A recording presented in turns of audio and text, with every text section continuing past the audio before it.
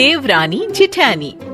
एक दिन शिवानी और प्रज्ञा रसोई में खाना बना रही होती हैं। तभी प्रज्ञा को रसोई में एक चूहा दिखता है और वो जोर से चिल्ला पड़ती है, दीदी वो देखो चूहा। वो डर के स्लैब पर चढ़ जाती है। अरे चूहा ही तो है, तू तो ऐसे डर रही है जैसे तूने कोई भूत देख लिया हो। कितनी डरपोक है तू भी ना प्रज्ञा। अब ज्यादा हंसो मत दीदी, हर इंसान को किसी न किसी चीज से डर लगता है। लगता होगा, पर मुझे तो किसी चीज से डर नहीं लगता। मैं तो बहुत बहादुर हूँ, पर तू हद कर दी भाई, एक चूहे से डर गई है। एक दिन प्रज्ञा अपने कमरे से बाहर निकल रही होती है और तभी शिवानी उसे पीछे से आकर डरा देती है। प्रज्ञा एकदम से उछल पड़ती है। दीदी ऐसे भी कोई मजाक करता है क्या? अरे जरा अपनी शक्ल तो देख, एकदम बैंगन की तरह नीली पड़ गई है। अरे मेरी देवरानी इतनी बड़ी डरपोक है, मुझे तो पता ही नहीं था।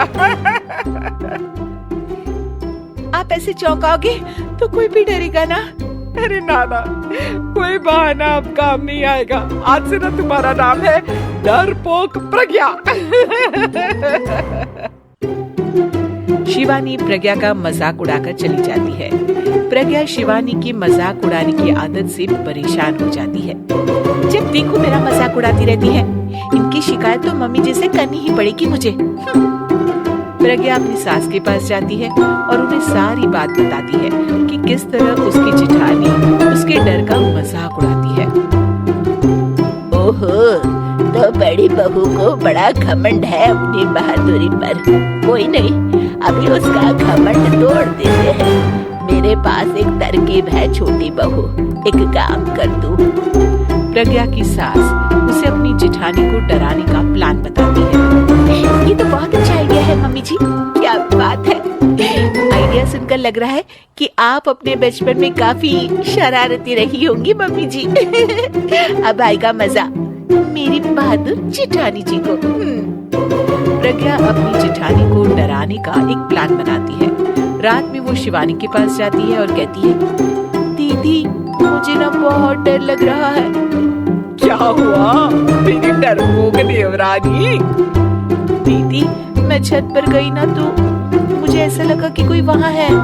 ऐसा लगा जैसे मुझे कोई वहाँ देख रहा था, जैसे कोई साया। अरे क्या बक रही हो, तेरा वहम होगा। नहीं नहीं दीदी, आप चलो ना प्लीज मेरे साथ, मुझे तो बहुत डर लग रहा है। मेरी एक साड़ी सूख रही थी, वही लानी है। प्लीज आप चलिए ना ऊपर मेरे साथ। ओफो चल।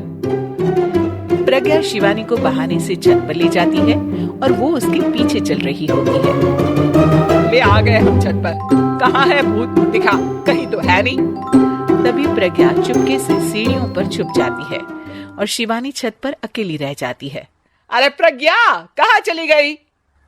प्रज्ञा एकदम से सीढ़ियों का दरवाजा बंद कर देती है। अब शिवानी को डर लगने लगता है। मैं नीचे चली जाती हूँ। लगता है प्रज्ञा भी नीचे ही चली गई है। तभी उसके सामने एक खुले बाल सफेद साड़ी में औरत खड़ी होती है। शिवानी उस औरत को देखकर डर जाती है। हाल तू जलाल तू आई बला को टाल तू, हाल तू जलाल तू आई बला को टाल तू।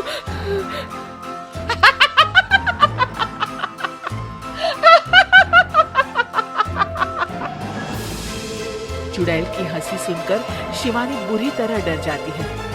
नहीं नहीं मुझे छोड़ दो, भगवान के लिए मुझे छोड़ दो। नहीं नहीं नहीं नहीं नहीं नहीं नहीं, मैं तुझे नहीं छोड़ूंगी, मैं तेरा खून पी जाऊंगी।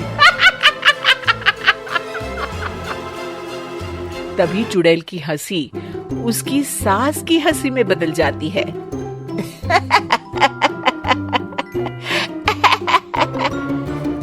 मम्मी जी, ये तो मम्मी जी की आवाज है।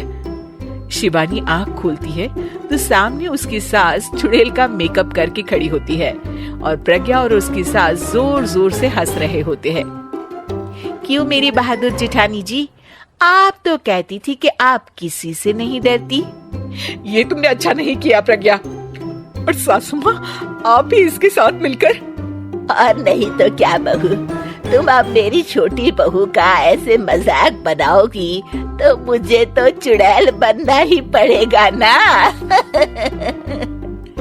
प्रज्ञा और उसकी सास और जोर जोर से हंसने लगते हैं और शिवानी गुस्से में नीचे चली जाती है। Please do subscribe for more videos.